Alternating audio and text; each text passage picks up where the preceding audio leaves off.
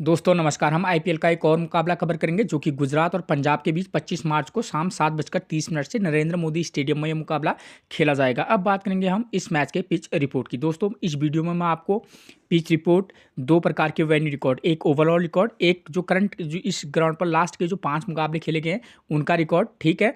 In last के जो 5 मुकाबले हैं इनमें कितने विकेट गिरे हैं, पेसर ने कितने विकेट लिए हैं, स्पिनर ने कितने विकेट लिए हैं, किस इनिंग में किस बॉलर ने कितने विकेट लिए हैं, ताकि आपको एक आइडिया हो सके कि हाँ मुझे बॉलर का सिलेक्शन किस प्रकार से करके चलना है, ठीक है। उसके बाद बात करेंगे हम स्कोरिंग पैटर्न की, ठीक। उसके बाद मैं आपको 2 वेन्यू मैचेस समझाऊंगा जिससे आपको ये समझ में आ जाएगा कि इस ग्राउंड पर किस प्रकार के मुकाबले होते हैं और आपको किस प्रकार से टीम बनाकर चलनी है, ठीक है। लास्ट में बात करेंगे हम प्लेइंग 11 की, ठीक, जिससे आपको पता चलेगा कि कौन सा प्लेयर किस नंबर पर बैटिंग करने आएगा और उसकी करंट समय में जो फॉर्म है वो क्या चल रही है, ठीक है। इस रिकॉर्ड के बेस पर आपको देखना होगा कि आपको इन दोनों टीमों के बीच किस प्रकार का मुकाबला हो सकता है। उसके बेस पर आपको यहाँ पर टीम बनाकर चलनी होगी। मैं भी आपको एक टीम बनाकर बताऊंगा, ठीक है। अब बात करेंगे सबसे पहले हम पिच रिपोर्ट की। पिच रिपोर्ट की बात करें दोस्तों तो यहाँ की जो विकेट है एक बैलेंसिंग विकेट है, यानी कि बल्लेबाज और गेंदबाज को पिच से मदद रहती है, चाहे वो बैटिंग फर्स्ट करे या बैटिंग सेकंड, ठीक है। दोनों दोनों इनिंग में बॉलर और बैट्समैन को पिच से मदद रहती है, ठीक है। अगर मैं बात करूँ यहाँ पर स्कोर की, तो यहाँ पर औसतन आपको एक एवरेज स्कोर वाले 160 टू 170 वाले मैचेज यहाँ पर आपको अधिकतर मैचेज इस प्रकार के होते हैं, ठीक।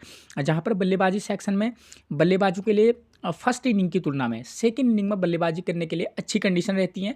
फर्स्ट इनिंग में जो टीम बल्लेबाजी करती है मतलब बल्लेबाजों को थोड़ा सा उतना इजी रहता नहीं है, ठीक। तो यहाँ पर आप क्या कर सकते हैं, यहाँ पर आप मिडिल ऑर्डर के जो प्लेयर होंगे उन पर फोकस करके चल सकते हैं। हाँ, अगर बल्लेबाज अच्छी फॉर्म में है तो आप टॉप ऑर्डर के प्लेयर पर भी फोकस करके चल सकते हैं, ठीक। अब बात करेंगे अगर हम गेंदबाजी सेक्शन की, तो यहाँ पर पेसर और स्पिनर दोनों को पिच से मदद रहती है, ठीक है। लेकिन थोड़ा सा पेसर जो है वो थोड़ा सा ज़्यादा विकेट लेते हैं, ठीक।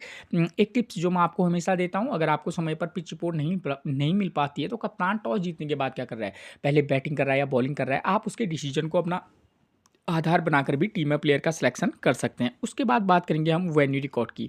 वेन्यू रिकॉर्ड की बात करें तो अब तक इस ग्राउंड पर टोटल 35 T20 मुकाबले खेले गए, जहां बैटिंग फर्स्ट करने वाली टीम 14 बार तो वहीं बैटिंग सेकंड करने वाली टीम 20 बार यहां अपने मुकाबले जीती है। एवरेज स्कोर कितना रहा है, 170 रन का, ठीक है। अगर 35 में से 14 बार बैटिंग फर्स्ट और 20 बार बैटिंग सेकंड करने वाली टीम जीत रही है तो कम से कम इस रिकॉर्ड के बेस पर तो हम ये कह सकते हैं कि हाँ, जो टीम बैटिंग सेकंड करेगी उसके जीतने के चांसेस थोड़ा सा ज़्यादा रहेंगे। लेकिन रिकॉर्ड को देखें तो 14 बार जो बैटिंग फर्स्ट करने वाली टीम है वो भी मैच जीती है। इसका मतलब ये है कि बैटिंग फर्स्ट करने वाली टीम भी मुकाबला जीत सकती है, लेकिन उसके चांसेस थोड़ा सा कम रहेंगे। हाँ, 20 बार बैटिंग सेकंड करने वाली टीम जीत रही है तो थोड़ा सा उसके चांसेस ज़्यादा रहेंगे, ठीक है। क्योंकि जब हम कौन सी टीम मुकाबला जीतेगी ये तमाम चीज़ें होती हैं, तमाम फैक्टर होते हैं, जैसे कि किन किन टीमों के बीच मुकाबला खेला जा रहा है, इस ग्राउंड पर किस प्रकार के मुकाबले होते हैं, हाई स्कोरिंग होते हैं, लो स्कोरिंग होते हैं, ठीक है। बैटिंग के लिए क्या कंडीशन है फर्स्ट इनिंग में और सेकेंड इनिंग में क्या कंडीशन है, बॉलिंग के लिए क्या कंडीशन है, फर्स्ट इनिंग में पेसर ज़्यादा विकेट लेते हैं या स्पिनर लेते हैं, और दोनों इनिंग में क्या हाल रहता है गेंदबाजी का। तो ये चीज़ें रहती है, दोनों टीमों के प्लेयर किस के फॉर्म के बेस पर भी ये मुकाबला किस प्रकार का हो सकता है। तो इन बातों को आपको ध्यान में रखकर टीम बनानी होगी, जो मैं आपको आगे को बताते रहूँगा, ठीक है। उसके बाद बात करेंगे अगर हम लास्ट के जो 5 मुकाबले खेले गए हैं, लास्ट के जो 5 मुकाबले खेले गए हैं उनमें बैटिंग फर्स्ट करने वाली टीम महज 1 बार तो वहीं बैटिंग सेकंड करने वाली टीम 4 बार मुकाबले जीती है, ठीक। एवरेज स्कोर 170 रन का रहा है, ठीक है ना। तो यहाँ पर इस रिकॉर्ड को, लास्ट के जो 5 मुकाबले के रिकॉर्ड को देखेंगे तो इससे ये क्लियर हो जाता है कि जो टीम बैटिंग सेकंड करेगी उसके कम से कम 70 टू 80% वो मुकाबला जीतेगी, इस बात की गारंटी ज़्यादा है, ठीक है। बैटिंग फर्स्ट करने वाली टीम 1 बार मुकाबला जीत सकती है, जीत भी सकती है जो भी टीम बैटिंग फर्स्ट करेगी, लेकिन चांसेस कम रहेंगे, ठीक है ना। तो यही रिकॉर्ड मैंने आपको ऊपर भी समझाया था, ठीक है। यहाँ पर देखिए 14 और 20 का है, तो लास्ट के जो 5 मुकाबले हैं क्योंकि वो करंट का रिकॉर्ड है तो इससे ये क्लियर हो जाता है कि बैटिंग सेकंड करने वाली टीम के जीतने के चांसेस ज़्यादा रहेंगे। तो उससे आप क्या एक अंदाज़ा लगा सकते हैं कि हाँ, मैं चाहूँ तो 1-2 टीमें मैं बैटिंग सेकंड के फेवर में बना सकता हूँ, लेकिन हाँ, कोई टीम आप एक बैलेंसिंग, जिसमें आपको चाहे तो बैटिंग फर्स्ट के फेवर में या बैलेंसिंग टीम बनाकर भी चल सकते हैं। एवरेज स्कोर 170 है, तो इससे आप समझ सकते हैं कि यहाँ पर बल्लेबाज के लिए अच्छी कंडीशन रहती हैं, ठीक है ना। तो जो लास्ट के जो 5 मुकाबले हैं दोस्तों, इन 5 मुकाबलों में टोटल कितने विकेट गिरे हैं? टोटल विकेट गिरे हैं 55 विकेट, ठीक है ना। जहाँ फर्स्ट इनिंग में 34 तो वहीं सेकंड इनिंग में 19 विकेट गिरे हैं, ठीक है। कितना अंतर है? फर्स्ट इनिंग में कुछ ज़्यादा विकेट गिर रहे हैं, सेकंड इनिंग में महज 19 विकेट गिर रहे हैं। देखिए फर्स्ट इनिंग में पेसर ने लिए हैं 20 विकेट, तो स्पिनर ने 11 विकेट लिए हैं, ठीक है। बात करें सेकंड इनिंग की, तो सेकंड इनिंग में पेसर ने लिए हैं 14 विकेट, तो पेसर ने लिए हैं 14 विकेट, तो स्पिनर ने लिए हैं 5 विकेट, ठीक। इससे आपको ये पता चल जाता है कि आपको बॉलर का सिलेक्शन किस प्रकार से करना है, ठीक है ना। मैच है वो कई प्रकार के होते हैं, हो सकता है कि किसी मैच में स्पिनर ज़्यादा विकेट ले दें, तो आपको हर चीज़ को देखना होगा, जो मैं आपको आगे को बताते जाऊंगा, ठीक। तो इस रिकॉर्ड के बेस पर तो ये क्लियर है कि जो टीम बॉलिंग फर्स्ट करेगी, हम उसके पेसर और स्पिनर दोनों का कॉम्बिनेशन बनाकर चल सकते हैं। सेकेंड इनिंग में एक पेसर और एक ऑलराउंडर स्पिनर से भी हम काम चला सकते हैं, कम से कम इस रिकॉर्ड के बेस पर, ठीक है। ये एक रिकॉर्ड है, ठीक है। इसके बाद मैचेस तो कई प्रकार के होते हैं दोस्तों, ठीक है ना। उसके बाद बात करेंगे हम स्कोरिंग पैटर्न की। स्कोरिंग पैटर्न देखें तो यहाँ पर लगभग हर प्रकार का स्कोर बनता है। 150 से कम का स्कोर भी बनता है, 170 का भी, 180 के समथिंग का भी, और 190 प्लस का भी, ठीक है। तो मेरा अपना मानना है कि भाई यहाँ 170 के अराउंड वाला मुकाबला रहेगा, ठीक है। 200-220 वाला मुकाबला मुझे तो उतना वो नहीं है, लेकिन हाँ 170 प्लस टू 180 190 के समथिंग का स्कोर रहेगा, 170 के समथिंग, ठीक है। तो ये चीज़ें क्लियर होगी दोस्तों। अगर आपको मेरी जानकारी अच्छी लगी तो प्लीज़ चैनल को सब्सक्राइब, एक लाइक और अपने व्हाट्सअप ग्रुप पर शेयर जरूर कर दीजिएगा। अब बात करेंगे हम वेन्यू मैचेस की, ठीक है। ये है 2024 का मुकाबला है, मई के महीने का, जहां आरसीबी ने फर्स्ट इनिंग में बल्लेबाजी की है, 272 रन बनाए, विकेट कितने गिरे? 8, और राजस्थान रॉयल ने उसको चेज कर लिया है, ठीक है। यानी कि कहने का मतलब है कि यहाँ पर 170 180 का स्कोर भी आसानी से चेज हो सकता है। अब विकेट देखिए 6 से 8 विकेट औसतन गिर रहे हैं, तो बॉलर का सिलेक्शन करने में आपको ईजी रहेगी कि आप, ज़रूरी नहीं है कि यहाँ 8 विकेट गिर जाए, तो आपको एक एवरेज लेना होगा कि हाँ भाई 5 से 6 विकेट भी गिर सकते हैं, 8 से 9 विकेट भी गिर सकते हैं, यहाँ पर 6 की जगह में 4 भी गिर सकते हैं, 6 की जगह में 7 या 8 भी गिर सकते हैं। तो एक आपको, क्योंकि मुकाबला ऐसा तो होगा नहीं, ऐसा जैसा होगा उसके बेस पर ही हमको अपने कैलकुलेशन करनी होती है कि हाँ ऐसा ऐसा भी हो सकता है, ठीक है, ठीक। और दूसरी चीज़ है, पावर प्ले में यहाँ भी विकेट गिर रहा है, पावर प्ले में यहाँ भी विकेट गिर रहा है, यानी कि एक कंडीशन तो ये है कि पावर प्ले में यहाँ पर विकेट गिर भी सकता है और नहीं भी गिर सकता है, ठीक है। दोनों चांसेस रहेंगे, ठीक। अभी मैं आपको टीम बनाकर भी बताऊंगा, पहले आप इसको समझ लीजिए, ठीक हो गया। और यहाँ पर देखिए बल्लेबाजी में 1, 4 और 6 नंबर का प्लेयर यहाँ स्कोर कर रहा है, 1, 4, 6 नंबर का प्लेयर सेकेंड इनिंग में, यानी कि टोटली ये है कि यहाँ पर आप मिडिल ऑर्डर के प्लेयर पर ज़्यादा फोकस करके चलेंगे। अगर हाँ ओपनर या 2-3 नंबर का प्लेयर अच्छी फॉर्म में है, तो आप उस पर भी फोकस करके चल सकते हैं, ठीक है ना। तो ये चीज़ आपकी क्लियर होगी, ठीक। अगर बॉलिंग सेक्शन में देखें तो यहाँ पर पेसर 5 विकेट, स्पिनर को 3 विकेट फर्स्ट इनिंग में मिल रहा है, सेकंड इनिंग में पेसर को 4 विकेट, स्पिनर को 1 विकेट मिल रहा है। तो सीधी सीधी बात है कि यहाँ पर हम दोनों का कॉम्बो पैक भी बनाकर चल सकते हैं। अब बात करें हम दूसरे वाले वेन्यू मैच की, तो देखिए ये मुकाबला 21 मई को खेला गया था। यहाँ पर भी देखिए एसआरएच ने फर्स्ट इनिंग में 159 रन बनाए, 159 का स्कोर किया है, और विकेट ऑल टीम आउट हो गई है, ठीक है। और केकेआर 164 रन बनाए, इजीली चेज कर दिया। जबकि आपको मालूम है कि सनराइज हैदराबाद की टीम कितनी ज़बरदस्त फॉर्म में है, ठीक है। तो पिछले साल भी वो ज़बरदस्त फॉर्म में थी, फिर भी वो उसको 159 में ऑल टीम आउट होगी, ठीक है। और सेकेंड इनिंग में आसानी से चेज कर लिया केकेआर ने। तो यहाँ टोटली इस रिकॉर्ड के बेस पर तो हम कह सकते हैं कि हाँ भाई जो टीम बैटिंग सेकंड करेगी उसके जीतने के चांसेस ज़्यादा रहेंगे, और फर्स्ट इनिंग में विकेट कुछ ज़्यादा गिर रहे हैं, इस बात को आप ध्यान में रखकर चलिएगा, ठीक हो गया। तो अब हम टीम बनाएंगे, तो यहाँ पर 2 कंडीशन होंगी, ठीक है। या तो यहाँ पर 2 कंडीशन होंगी, या तो गुजरात की टीम बैटिंग फर्स्ट करेगी या पंजाब की टीम बैटिंग फर्स्ट करेगी। 1 मिनट सर, हाँ सॉरी, यहाँ पर या तो गुजरात बैटिंग फर्स्ट करेगी या पंजाब बैटिंग फर्स्ट करेगी। तो पहले हम ये मान के चलते हैं कि अगर गुजरात बैटिंग फर्स्ट करेगी तब हम किस प्रकार से टीम बनाकर चल सकते हैं, उसके बाद बताऊंगा मैं आपको पंजाब अगर बैटिंग फर्स्ट करेगी तब हम किस प्रकार से टीम बनाकर चलेंगे। तो गुजरात अगर बैटिंग फर्स्ट करेगी, हमको पता है कंडीशन कि यहाँ पर पावर प्ले में विकेट गिरने के चांसेस हैं, पेसर और स्पिनर को पिच से मदद है, तो हम क्या करेंगे, मिडिल ऑर्डर के प्लेयर पर फोकस कर सकते हैं, ठीक। तो अब इनके ओपनर देखते हैं कि पंजाब की तरफ से गुजरात की तरफ से ओपनर कौन आते हैं। तो गुजरात की तरफ से ओपनर आते हैं कौन, शुभमन गिल और जॉस बटलर, इनके ये दोनों आएंगे। तो शुभमन गिल की फॉर्म देखिए 31, 8, 2, 46, 101 एक है, ठीक है। T20 में एक टिक्की खेलते हैं और अच्छे बल्लेबाज हैं, ठीक है। यहाँ पावर प्ले में विकेट गिरने के चांसेस हैं। और जॉस बटलर की बात करूँ, इनकी भी करंट की फॉर्म अच्छी है। किसी मैच में अगर चाहें तो दोनों ओपनर को भी आप मौका देकर देख सकते हैं, वरना इन दोनों में से एक को ट्राई किया जा सकता है, चाहे उस गिल को करें या जॉस बटलर को, ठीक है। अब उसके बाद आती है नंबर 3 पर आते हैं साई सुदर्शन, ठीक है। लेग ब्रेक भी गेंदबाजी करते हैं, लेफ्ट हैंड बल्लेबाज हैं। करंट की फॉर्म कोई खास चल नहीं रही है इनकी, ठीक है। और नंबर 4 पर आते हैं शाहरुख खान। करंट की फॉर्म देखिए 132 run, 15 run 2 wicket, 0 run 1 wicket, 19 run 33 run, ठीक है। साई सुदर्शन की फॉर्म भले ही बेकार हो, लेकिन प्लेयर जबरदस्त हैं, ठीक है। रिस्क लेना होगा तो ले सकते हैं, वरना किसी मैच में तो ड्रॉप कर लेना। शाहरुख खान की करंट की फॉर्म अच्छी चल रही है, ठीक है। T20 में ठीक ठाक प्रदर्शन करते हैं, एक डिसेंट बल्लेबाज हैं, साथ में गेंदबाजी करते हैं, तो एक वो गेंदबाजी वाला फैक्टर इनके साथ रहेगा तो थोड़ा सा उपयोगी हो सकते हैं, ठीक। उसके बाद नंबर 5 पर मिलेंगे हमको ग्रैंड फ्लिप। ग्रैंड फ्लिप एक ऑब्वियस चॉइस रहेंगे, ठीक है। बल्ले से भी और गेंद से भी दोनों गेंदबाजी कराते हैं, और वाइस कैप्टनसी भी ट्राई करके चल सकते हैं, ठीक है ना। क्यों? क्योंकि ये गेंदबाजी में यहाँ पर स्पिनर को भी थोड़ा बहुत पीछे मदद है, और बल्लेबाज तो ये अच्छे हैं ही, ठीक। तो किसी मैच में आप क्या करना, ग्रैंड फ्लिप को पिक करना, और साई सुदर्शन शाहरुख खान को अगर चाहें किसी मैच में से एक को पिक, इन दोनों में से एक, और किसी मैच में आप शुभमन गिल और जॉस बटलर दोनों को पिक करना है, और वहाँ पर आप किसी मैच में दोनों में से एक को ड्रॉप कर लेना, ठीक है। अब नंबर 6 पर आपको मिलेंगे कौन, राहुल तेवतिया या अनुज रावत में से कोई एक खेलेगा। दोनों की फॉर्म अच्छी है, ठीक है। राहुल तेवतिया हो या अनुज रावत, तो एक, क्योंकि यहाँ पर मिडिल ऑर्डर के प्लेयर ज़्यादा अच्छा प्रदर्शन कर रहे हैं, तो ऐसे में राहुल तेवतिया हो या अनुज रावत जो भी खेलेगा, तो यहाँ पर आपको फोकस करना होगा 5 और 6 नंबर के प्लेयर पर, थोड़ा सा भरोसा करना। और टॉप ऑर्डर से आप चाहें तो 2 या 3 नंबर में से किसी एक प्लेयर को पिक करके चल सकते हैं किसी एक मैच में, ठीक है। नंबर 7 पर करीम जन्नत भी मिल सकते हैं, या टीम चाहेगी तो एक इनकी जगह पर कोई पेसर बॉलर के साथ भी जा सकती है। तो करीम जन्नत जो है राइट आर्म मीडियम फास्ट गेंदबाजी करते हैं, साथ में एक ठीक ठाक सी बल्लेबाजी भी कर लेते हैं, ठीक है। ये तो होगी बल्लेबाजी सेक्शन की बात। गुजरात अगर बैटिंग फर्स्ट करेगी तो, अब गुजरात बैटिंग फर्स्ट कर रही है तो सेकंड इनिंग में बॉलिंग कराएगी। हमको पता है कि भाई जो टीम सेकंड इनिंग में बॉलिंग बैटिंग कर रही है उसके चेज करने के चांसेस काफ़ी हद तक है।